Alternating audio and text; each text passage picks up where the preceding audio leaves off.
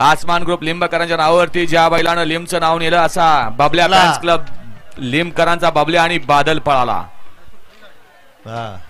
झाली भवानी झाली. काय झालं?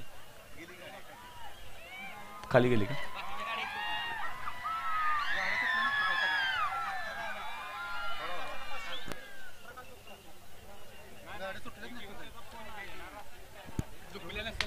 गड क्रमांक 5चा निकाल. 5चा निकाल तास क्रमांक 6 मधून पळाली गाडी नाथसाहेब प्रसन्न मोहिल शेठ धुमाळ सुसगाव. या गाडीचा प्रथम क्रमांक आला.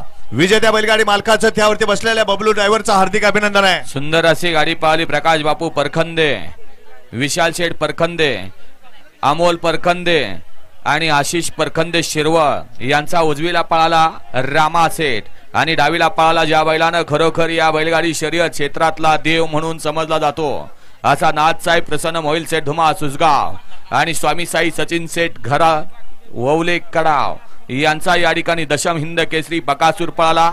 सुंदर अशी गाडी पळवली बबलू चाचानं. गाडी सेमीला पात्र.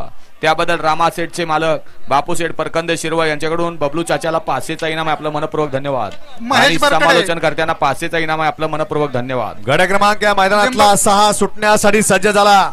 1 ला त्रिशा बबन गांगावणे आयशर ग्रुप वाघोली, 2 ला सिद्धनाथ प्रसन्न